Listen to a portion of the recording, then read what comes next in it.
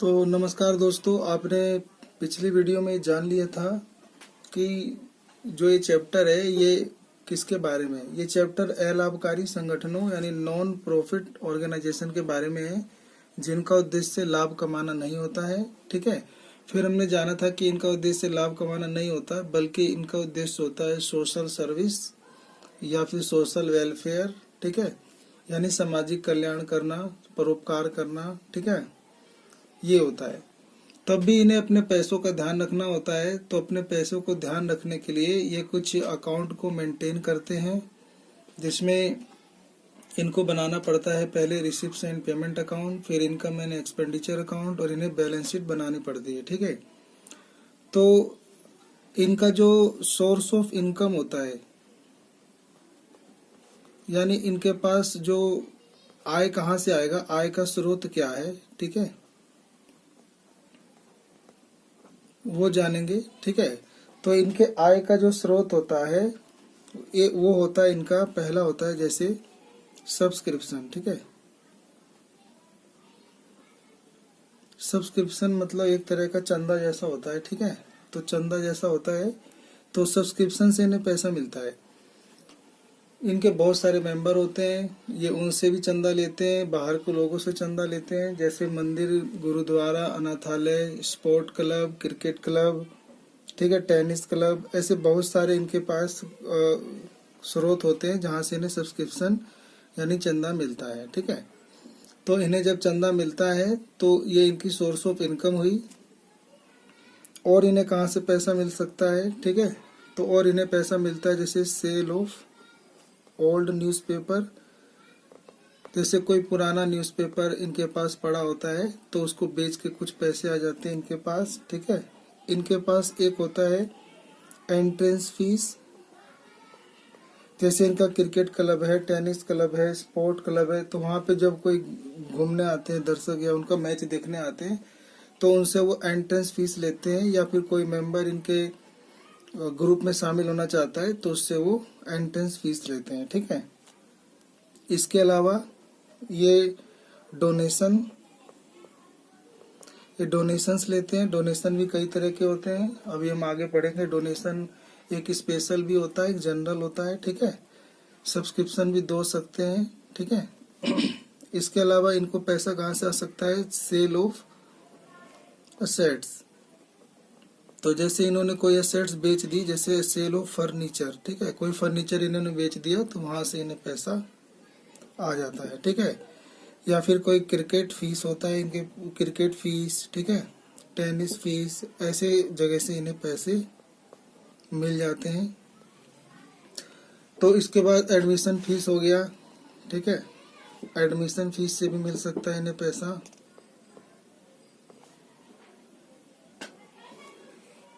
इसके बाद अलावा इन्हें लिगेसीज, यानी लिगेसीज मतलब वसीयत। जैसे कोई मर जाता है तो मरने के बाद वो अपनी वसीयत किसी संस्था को, क्लब को, ठीक है, दान कर सकता है। तो लिगेसीज यानी वसीयत से पैसे मिलना। ठीक है, ये भी हम आगे जानेंगे इसके बारे में और डिटेल से। इसके अलावा इन्हें ग्रांट से फीस मिलता है। ग्रांट माने सहायता, तो सरकार सहायता कर दे या कोई निजी संस्था इनकी हेल्प कर देता है। ठीक है। कोई फंड, फंड भी जैसे कोई क्रिकेट फंड, कोई क्रिकेट के लिए फंड दे देता है, कोई कैपिटल के लिए दे देता है। ठीक है, ऐसे इन्हें फंड मिलते हैं तो उससे भी इनकी इनकम बढ़ती है। ठीक है। इसके अलावा सन्ड्री रिसिप्ट, बहुत सारे स्रोत होते हैं जिनसे इन्हें पैसा मिल सकता है। सन्ड्री रिसिप्ट में जैसे ओल्ड फर्नीचर बेचना, ओल्ड न्यूज़पेपर बेचना, ओल्ड मैगजीन बेचना, ठीक है, या फिर कोई फर्नीचर का सामान बेचना, पुराना सामान बेचना। ठीक है, ये सब होता है इनका मतलब इनकम का स्रोत। ठीक है। तो जब हम सवाल करेंगे तो उसमें और भी चीजें मिलेगी, जैसे हॉल रेंट। ठीक है, जैसे अब और भी तरह की चीजें हो सकती हैं अभी। ठीक है, मुझे इतना ही याद आ रहा है। तो ऐसे बहुत सारे तरीके हो सकते हैं जहाँ से इनको इनकम हो सकती है। ठीक है। तो ये तो सोर्स ऑफ इनकम हो गया कि इन्हें कहाँ कहाँ से पैसा आ सकता है। ठीक है। फिर हम देखेंगे कि इनके एक्सपेंस, ठीक है, एक्सपेंसेस, यानी ये कहाँ कहाँ पैसे खर्च करते हैं। तो ये पैसे खर्च करते जैसे सैलरीज, ठीक है, जैसे ये किसी भी चीज के लिए किसी को सैलरी देते हो, चाहे मेंबर को देते हो, ठीक है, जैसे ये इंश्योरेंस पे खर्च करते हो, ठीक है, और जैसे मतलब परचेज ऑफ असेट्स यानी कोई असेट्स खरीदने में खर्च करते हो, ठीक है। इसके अलावा एक्सपेंस ऑन क्रिकेट मैच, ठीक है, या फिर टेनिस मैच या फिर अदर गेम, ठीक है, कोई भी गेम का नाम आ जाए वहाँ पे खर्च करते हैं, ठीक है। इसके अलावा स्टेशनरी एंड पोस्टेज, ठीक है, कॉपी कलम बैट बॉल, ऐसे बहुत सारी चीज़ें जो ये यूज़ करते होंगे तो उसके खर्चे भी आ सकते हैं। इसके अलावा इलेक्ट्रिक, ठीक है, इलेक्ट्रिक चार्ज आ सकता है, ठीक है, खर्चों में टैक्स आ सकते हैं, ठीक है, ये सब आपको ध्यान रखना है। सैलरी एंड वेजिस आ सकता है। एक आ सकता है इनका ऑनोरेरियम, ठीक है, ऑनोरेरियम में एच साइलेंट होता है तो उसको पढ़ते हैं ऑनोरेरियम। ऑनोरेरियम का मतलब होता है कि जैसे मान लो कोई मेहमान आया, गेस्ट आया, तो उसने हमारे खिलाड़ियों को कोई गिफ्ट बांटा या इनाम बांटा, तो उसके लिए वो कुछ सैलरी लेता है, तो हम उसको 10,000 रुपये या 1 लाख रुपए का चेक थमा देते हैं उनके सम्मान में, इज्जत में।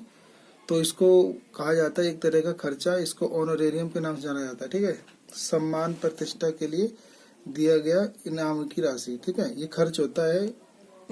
इसके अलावा पैटी कैश पेमेंट, चाय पानी का खर्चा, ठीक है, ऑफिस के खर्चे। इसके अलावा इंश्योरेंस हो गया था, हाँ, इंश्योरेंस या इंश्योरेंस प्रीमियम हो सकता है। इस तरह के जो खर्चे हैं होते रहते हैं, ठीक है।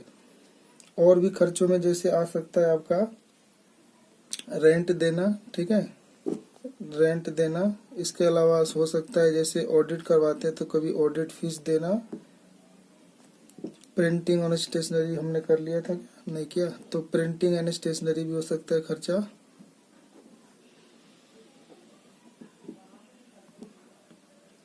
प्रिंटिंग एंड स्टेशनरी का खर्चा हो सकता है। टेलीफोन एक्सपेंस हो सकता है। रिपेयर वगैरह का खर्चा हो सकता है, ठीक है। इसके अलावा डेप्रिसिएशन ऑन बिल्डिंग या कोई एसेट्स, ठीक है, या फिर हो सकता है इनका सपोर्ट्स मटेरियल यूज्ड। तो ये सारी तरीके होते हैं जो इनके मतलब एनपीओ जो होते हैं उनके ये इनकम के स्रोत आपको बताया कि इनके पास इनकम कहाँ कहाँ से आ सकता है और एक्सपेंस वो कहाँ कहाँ खर्च कर सकते हैं, ठीक है। अब हम इसके आगे देखेंगे कि जो ये इनकम होता है और एक्सपेंस होता है, यानी जो इनकम होते हैं या एक्सपेंस होते हैं, इसको हम कितने टाइप से पढ़ सकते हैं, ठीक है। तो मेनली जो ये इनकम और एक्सपेंस होते हैं, इसको हम एक्सपेंस को हम ऐसे भी जान सकते हैं एक्सपेंडिचर। तो इसको हम 4 कैटेगरी में पढ़ेंगे, ठीक है। तो इसके अंदर पहला पढ़ेंगे हम कैपिटल एक्सपेंडिचर, ठीक है। फिर हम जानेंगे कि रेवेन्यू एक्सपेंडिचर क्या होता है।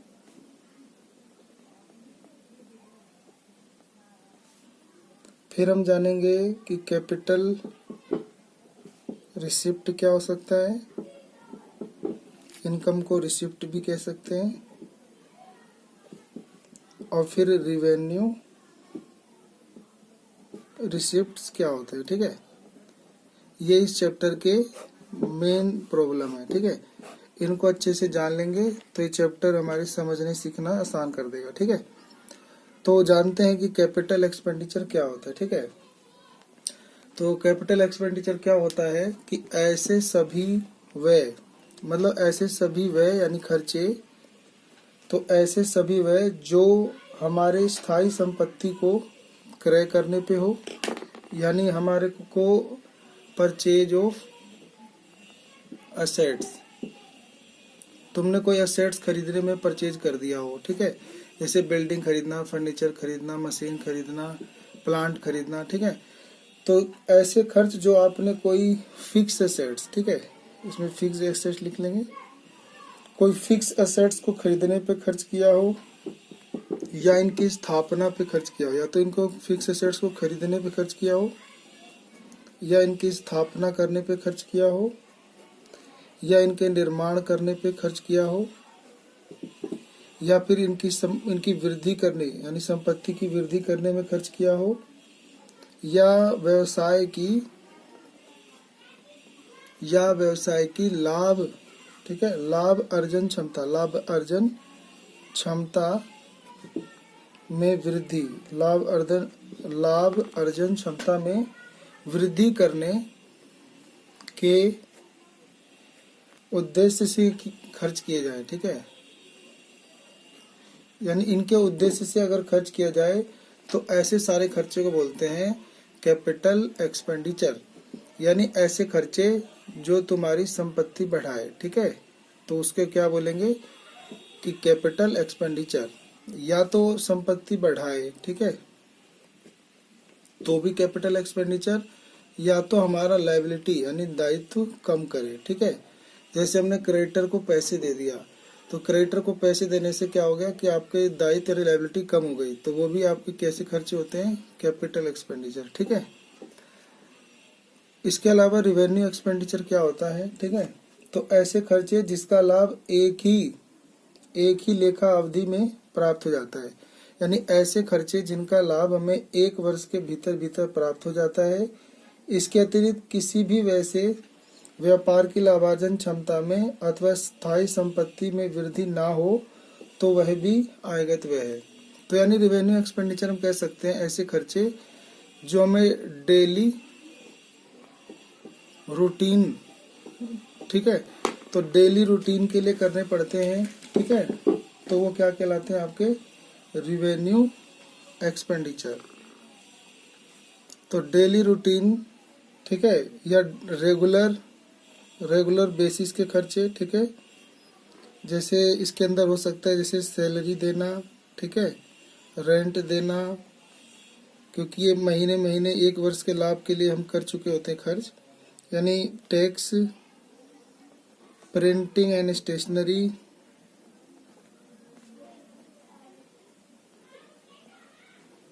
ठीक है, ऑनरेरियम, ठीक है, तो ये सारे खर्चे आपके रिवेन्यू एक्सपेंडिचर के होते हैं, ठीक है। हम कई बार इसको रिवेन्यू पेमेंट भी बोल देते हैं, ठीक है। तो ऐसे खर्चे जो डेली रूटीन के होते हैं, जो कि हमें अपने बिजनेस को रन यानी चलाने के लिए दैनिक खर्चों के लिए तरह यूज करने पड़ते हैं, ठीक है, आप समझ लो दैनिक खर्च। इसके अलावा कैपिटल रिसिप्ट क्या होता है, तो ऐसे प्राप्तियां जो सामान्यतः व्यापार में पूंजी के रूप में, ऋण के रूप में या स्थायी संपत्ति के बिक्री से प्राप्त होती है, यानी बेचने से प्राप्त होती है, ठीक है। तो यानी दोबारा सुनेंगे, ऐसे प्राप्तियां यानी उस जगह से पैसे आए जिससे आपके मतलब व्यापार में पूंजी के रूप में पैसा आए, ऋण के रूप में पैसा आए, या फिर संपत्ति कोई फिक्स एसेट्स यानी स्थायी संपत्ति के बेचने से पैसा आए, ठीक है। तो हम कह सकते हैं कि जो लगभग एक बार आए, ठीक है, साल भर में बस एक बार आए और वो भी बड़ा खर्चा, जैसे मान लीजिए इसके अंदर हो सकता है जैसे कोई सेल ऑफ असेट्स, तो जैसे कोई आपने संपत्ति बेच के पैसा लाए, ठीक है, तो ये आपके क्या कहलाएगा, कैपिटल रिसीप्ट। ऐसे आपने कोई लोन ले लिया, तो लोन लेके पैसा आया, ठीक है, तो वो भी आपका जैसे बैंक लोन हो गया, तो ये भी आपका कैपिटल रिसिप्ट है, ठीक है, बैंक लोन। इसके अलावा लाइफ मेंबरशिप फीस,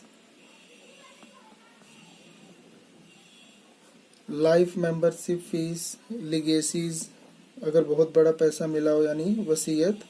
और इसके अलावा इस चैप्टर में आप सुनोगे बार बार स्पेशल डोनेशन,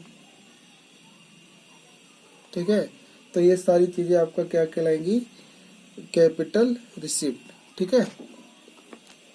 उसके अलावा अब पढ़ेंगे रिवेन्यू रिसिप्ट क्या होती हैं।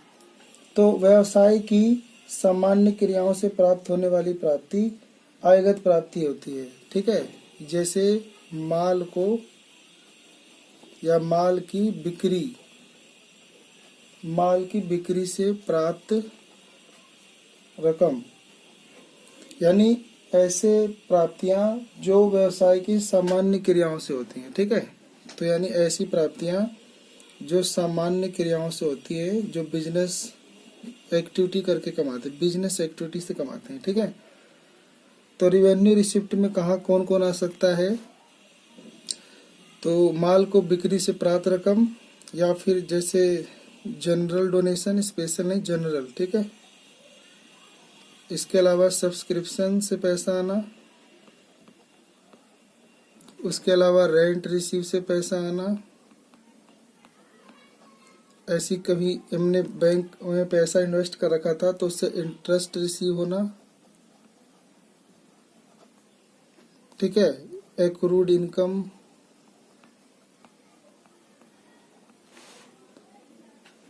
Income due but not receive,